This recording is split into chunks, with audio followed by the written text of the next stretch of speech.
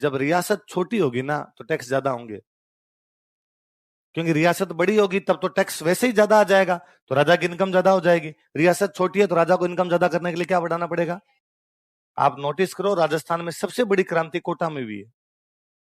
जनता ने कहीं पे क्रांति की थी, कहां पे की है? क्योंकि जनता नाराज है कि हमारे कोटा को तोड़ के क्या बना दिया गया। भाई आज कोई अपने को आगे कर दे कि भारत को तोड़ के 3 टुकड़े करते हैं, तो अपने लोग पहले हमारे टुकड़े करो फिर भारत के करना। आएगी ना मन के अंदर ये बात, तो बस सेम बात उनके भी थी। तो कोटा में जन विद्रोह का एक बड़ा कारण ये भी है कि कोटा को तोड़ के क्या बना दिया गया था? जलाओ। ऐसे अंग्रेजों ने अलग अलग रियासतें बनानी शुरू कर दी, अलग अलग रियासतें बनाई, तो उनका बाहर किस पे आगे बढ़ा? जनता पे। अब सुनना देखो, क्या था अंग्रेजों के आने से पहले प्रशासन क्या था, उसमें क्या चेंज आए? अंग्रेजों के आने से पहले अपने व्यवस्था यह थी कि एक तो होता था राजा, और राजा की सहायता के लिए कौन हुआ करते थे? सामंत। कौन होते? सामंत। फ्यूडल्स या फ्यूडल लॉर्ड। क्या काम था इन फ्यूडल्स का? इनका काम यह था कि मान लो यहां का जो कोई फ्यूडल है, क्या करेगा वो? यहां पे एक तो यहां से टैक्स लेगा, और यहां से टैक्स लेके किसके पास भेजेगा? राजा की। मान लो इस राजा से लड़ाई हो रही है, तो ये सारे फ्यूडल राजा की हेल्प करेंगे, ये अपनी आर्मी लेके राजा के पास आएंगे, आर्मी लेके राजा के पास आएंगे, सामने वाले राजा से लड़ने के लिए जाएंगे। मतलब राजा लड़ने के लिए किस पे डिपेंड है? किस पे है? साम। इसलिए राजा हमेशा किसका ध्यान रखेगा? साम। भाई ये नाराज मेरे से होने नहीं चाहिए, क्योंकि नाराज हो जाएंगे तो मेरी तरफ से लड़ने के लिए कौन जाएगा? राजा तो ऑर्डर देता था, भाई फलाना सामंत वहां जाके लड़ लो, फलाना सामंत वहां जाके लड़ लो, तो सामंतों का हमेशा ध्यान रखता राजा। कैसे ध्यान रखता?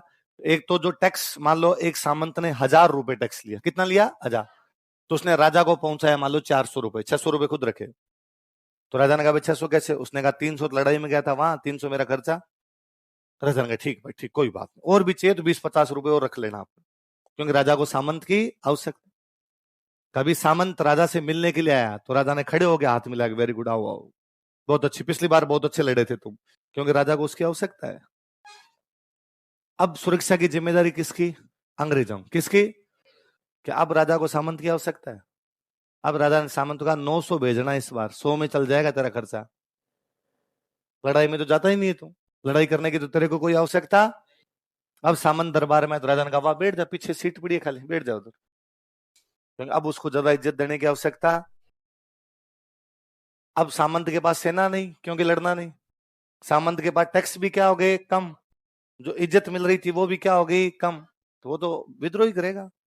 आप नोटिस कीजिए 57 की क्रांति में सामंत लगभग लगभग विद्रोहियों के साथ है। वह कुशाल सिंह चंपावत कौन है? शिवनाथ सिंह, बिशन सिंह, अजीत सिंह कौन है? ये सलुम्बर वाला केसरी सिंह और कोठारिया वाला जोध सिंह कौन है? ये पलोद वाला मोइनुद्दीन, ये सामोद वाला शिव सिंह, ये कौन है? सारे विद्रोहियों के साथ थे। उनको लगता था अंग्रेजों के आने के बाद हमारे तो हालात बदल गए, जज्बात बदल गए, कुछ नहीं बचा भाई साहब हमारे पास में। तो प्रशासन पहले कौन संभालते थे? सामंत। पर अब सामंतों के सारे अधिकार क्या हो गए थे? समाप्त। तो कौन कौन से 3 सेक्टर थे बताओ जगह? एग्रीकल्चर, इंडस्ट्री और ट्रेड, खेती, या कोई छोटा मोटा उद्योग धंधा, या कोई व्यापार वाणिज्य, यही हो सकता है। ये तीनों लोग नाराज हुए अंग्रेजों से। कैसे? तो सबसे पहले कौन सा है? और अपने राजस्थान में तो सबसे बड़ा सेक्टर ही कौन सा था? एग्रीकल्चर। अंग्रेजों के आने के बाद टैक्स कम हुए, बढ़ गए? क्यों बढ़ गए? राजा ने क्यों टैक्स बढ़ा दिए? क्योंकि राजा धन किसको देता है? अंग्रेजों को। और अंग्रेज को टाइम टू टाइम क्या कर देते हैं? बढ़ा देते हैं। तो राजा किस पे बढ़ाता है? किसानों पे। तो किसानों पे टैक्स क्या हो गए? ज्यादा। तो किसानों ने क्या की? क्रांति। राजाओं ने क्या कर दिया था? लैंड रेवेन्यू जो था वो बढ़ाना शुरू कर दिया। अब दूसरी चीज कौन सी है बताओ? कौन सा है? उद्योग। हालांकि अपने उद्योग कम ही थे, पर जो भी उद्योग थे वो समाप्त होते जा रहे थे। क्यों समाप्त होते जा रहे? तो मैं एक भारत के संदर्भ में बताता हूं, इंडियन हिस्ट्री पढ़ोगे तो भी काम आएगा। भारत में सबसे बड़ी इंडस्ट्री यदि कोई थी उस समय तो वो थी कपड़ा। कौन सी थी? कपड़ा। अपना कपड़ा भारत से बाहर बिकने के लिए जाता, मतलब यूरोप तक भारत का कपड़ा बिकने के लिए जाया करता था। पर अब 2-3 दिक्कत आई। कपड़ा किससे बनता है? कपास। किससे बनता है? कपास। भाई कपड़े का रॉ मटेरियल, कच्चा माल क्या होगा? कपास। अंग्रेजों की एक कंपनी भारत में, उस कंपनी का नाम था ईस्ट इंडिया कंपनी। क्या नाम था? वो अपने, उसके पास पैसे थे, भयंकर पैसे वाली कंपनी थी। वो अपने किसान के पास गई। मान लो मैं एक किसान हूं, मेरे पास आई, मेरे को कंपनी ने पूछा कि भाई तेरे कितनी कपास होती है एक साल की? मैंने कहा भाई 50 क्विंटल होती है। क्या भाव बेचता है मार्केट में? मैंने कहा 100 रुपए क्विंटल के हिसाब से। मतलब कितने रुपए हुए तेरे? मैंने कहा 5000। अंग्रेजों का 5100 पकड़ हमें दे दे, तो मेरे तो 100 रुपए का फायदा हो रहा है। तो मैंने पूरी कपास किसको दे दी? अंग्रेजों ने पूरे भारत की कपास खरीद ली, तो लोकल मार्केट के लिए कपास बचेगी, फैक्ट्री बंद ही होनी है। पर आप मेरे को कह सकते हो कि सारी थोड़ी खरीदेंगे, थोड़ी बहुत तो बची गई होगी। यदि थोड़ी बहुत बच गई तो वो अब सस्ती होगी कि महंगी होगी? इकोनॉमी डिमांड एंड सप्लाई भी चलती है। सप्लाई तो है कम, डिमांड है, तो रेट क्या हो जाएगी? हमेशा बढ़ जाए। अब मान लो किसी आदमी ने महंगी कपास खरीदी है, तो वो यदि कपड़ा बनाएगा तो कपड़ा सस्ता होगा कि महंगा? अब अंग्रेजों वाला कपड़ा बिक रहा है सस्ता, अपने वाला कपड़ा बिक रहा है महंगा, तो लोग ज्यादा कौन सा खरीदेंगे? तो अपने वाला घाटे में कितने दिन बेचेगा? फिर फैक्ट्री बंद होगी। तो उसकी तो बंद होनी है फैक्ट्री, आज नहीं तो कल होनी है। तीसरा एक और हुआ, हमने टेक्नोलॉजिकल एडवांसमेंट कुछ नहीं किया, टेक्नोलॉजी के रूप में हम एडवांस नहीं हुए, उसमें कोई विकास करने का प्रयास नहीं किया। अंग्रेजों की हो गई थी औद्योगिक क्रांति, क्या हो गई थी? Industrial revolution. क्या हो गई थी? इंडस्ट्रियल रिवॉल्यूशन का नाम सुना होगा, औद्योगिक क्रांति का। तो मैं सिंपल सा, नहीं सुना तो मैं सिंपल बताता हूं। अंग्रेजों ने बना ली थी मशीनें। क्या बना ली? औद्योगिक क्रांति का मतलब है उद्योगों में मशीनें आ गई। उद्योगों में क्या आ गई? अच्छा, क्या क्या तरीका है? मेरे को एक शर्ट बनाना है, क्या तरीका है? तो अपने यहाँ शर्ट बनाने का तरीका हाथ से था, ये हाथ से बनाते। तो शर्ट बनानी है तो हाथ से ही टांके लगाए, तो बड़े बड़े सुई ली, धागा डाला, उसे टांके लगाए, तो बाहर से दिखते टांके लगे हुए। एक शर्ट बनाने में एक आदमी को पूरा दिन लग जाता, मान लो एक दिन में एक आदमी कितना शर्ट बना देता है? एक। तो किसी फैक्ट्री वाले ने 100 आदमी भी लगाए तो एक दिन में कितने शर्ट बना देंगे? 100। अंग्रेजों के पास एक मशीन आ गई, अब उन्होंने मशीन बना ली, एक आदमी मशीन पर बैठ के बटन दबाएगा, एक दिन में एक मशीन 1000 शर्ट बना देगी। अच्छे बना देगी, फिनिशिंग आएगी। अपने वालों के टांके बाहर से दिख रहे थे। तो अंग्रेजों वाला की फिनिशिंग अच्छी, अंग्रेजों वाला कपड़ा ज्यादा, अंग्रेजों वाला सस्ता ज्यादा, तो पूरी जो इंडियन मार्केट था वो किससे भर गया? अंग्रेजों के कपड़ों से। इसलिए हमारी फैक्ट्रियां पूरी तरीके से क्या हो गई? भले बड़ी बात है। अब पहले क्या था, मान लो हम 4 भाई हैं, 4 में से 2 तो करते खेती, 2 करते किसी फैक्ट्री में काम। अब फैक्ट्री बंद हो गई तो वो 2 भी कहां पर आएंगे? खेती में। खेत में इतना हो ही नहीं रहा है कि 4 लोगों का पेट पड़े। खेत में होता ही कितना है? 2 लोगों जितना। तब एक अनार 100 बीमार। खेत छोटा, खाने वाले ज्यादा, तो और घाटा। तो अब खेती में भी घाटा, खेती में टैक्स बढ़ रहे हैं तो घाटा, खेती में खाने वाले ज्यादा हो गए तो घाटा। तो चारों तरफ से मर रहे थे। एक और चीज बची, एक कृषि, एक उद्योग, और एक और क्या बचा? व्यापार, ट्रेड अपना जो होता था। अच्छा, एक बड़ा यूं सोचने वाली सी बात है, देखो कभी आप ध्यान भी देना कि अपने जैसलमेर का जो किला है ना, वो 1155 में बना था। कब बना था? 1155। चित्तौड़गढ़ वाले किले का तो पता ही नहीं है कब बन गया, बहुत पहले, बहुत पहले बन गया। रणथंभौर वाले किले को भी कहते हैं कि आज से लगभग 1300 साल पहले तो बन ही गया था। तो आज के 1155 में जैसलमेर बना, तो आज का लगभग कितना? 900 साल। तो उस राजा के पास रुपए कहां से आए? रुपए कहां से लेके आया? तो हम कहते हैं भाई एग्रीकल्चर से, तो वो तो जैसलमेर में आज भी नहीं होती। तो हम कहते हैं उद्योग, तो वो भी नहीं है। तो हम कहते हैं व्यापार, तो मिनख ही नहीं है। किसका व्यापार? आज वहां वर्ग किलोमीटर में 17 आदमी रहते हैं, उस टाइम तो और कम रहते होंगे। या चित्तौड़गढ़ के राजा के पास या बीकानेर के राजा के पास कहां से आए रुपए उनके पास कि वो इतना ये कर ले, ते किले बना लेते बड़े बड़े, लड़ाइयां भी कर ले। भगवान जब सब दरवाजे बंद करता है तो कुछ ना कुछ रास्ते खोलता है। भारत में जो ट्रेड रूट थे, व्यापारिक मार्ग जो थे, कि मान लो दिल्ली से किसी को जाना है सिंध, दिल्ली से कहां जाना है? पाकिस्तान में एक जगह पड़ती है सिंध, और सिंध में बहुत ज्यादा व्यापार होता था। सिंध एकदम पानी के किनारे, और जो पानी के किनारे होंगे उनका व्यापार अच्छा होगा। यदि किसी को दिल्ली से, दिल्ली सेंटर था मध्यकाल का, यदि किसी को दिल्ली से जाना है अफगानिस्तान की साइड में, यदि किसी को दिल्ली से जाना है मध्य एशिया की साइड के अंदर, यदि किसी को दिल्ली से जाना है गुजरात, यदि किसी को दिल्ली से जाना है मालवा, इन सब के बीच में राजस्थान है, रूट राजस्थान है। इसलिए अपना जो राजा बैठा वो दोनों से रुपए लेता है, इधर वाले से इधर वाले से। ये जो रूट क्रॉस करेगा, हाँ टैक्स देगा, टोल टैक्स। अब इसे होता क्या, देखो आप सोचो इस बात को कि भाई दिल्ली का कोई बंदा सिंध बिजनेस करने जा रहा है, दिल्ली से पाकिस्तान में कहां जा रहा है? वो सिंध।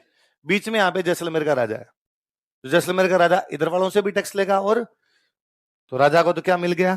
टैक्स।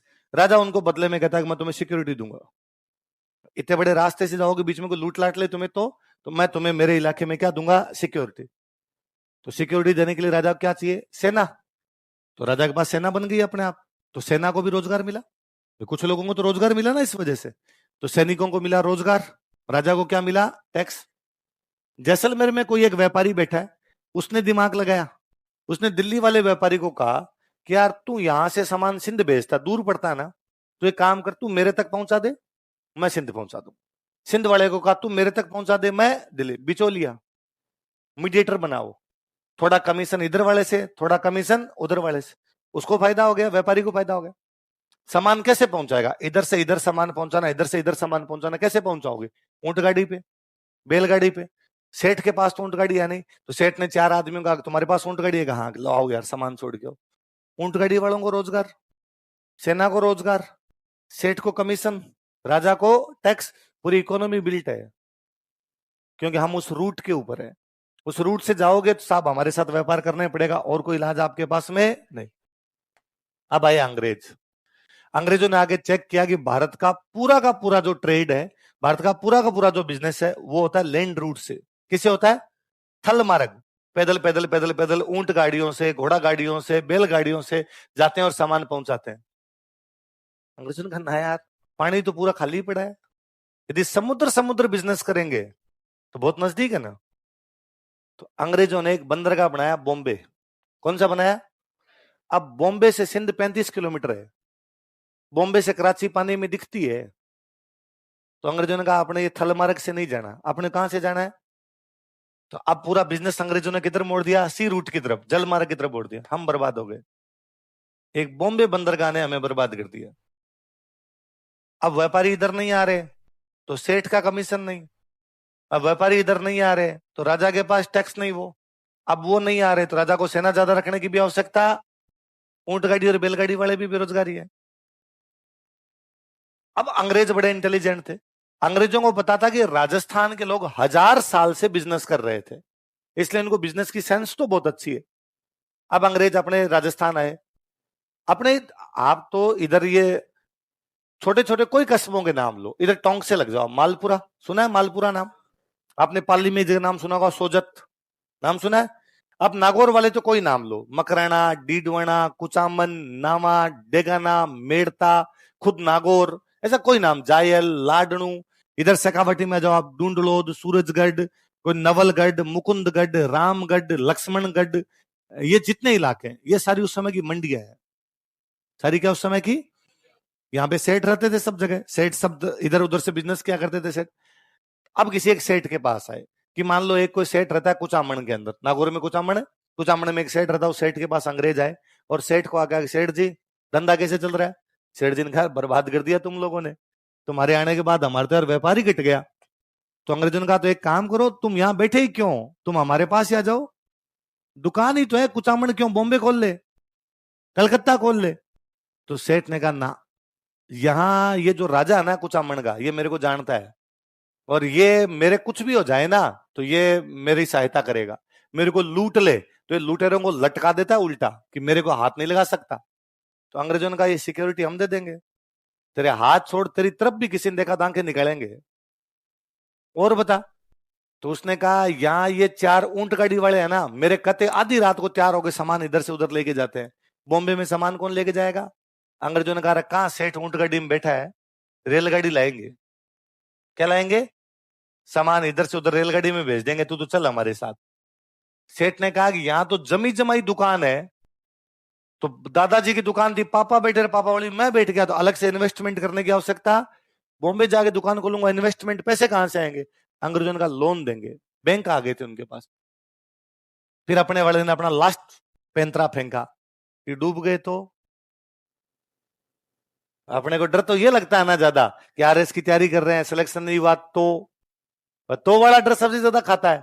अंग्रेजों का इंश्योरेंस, क्या करेंगे, बीमा आ गया था उनके पास, पैसे डूब गए तो तेरे को मिलेंगे, तेरे को हम इन्वेस्ट करने के लिए पैसे देंगे, तेरे को हम ट्रांसपोर्टेशन उपलब्ध करवाएंगे, तेरे को हम सिक्योरिटी उपलब्ध करवाएंगे।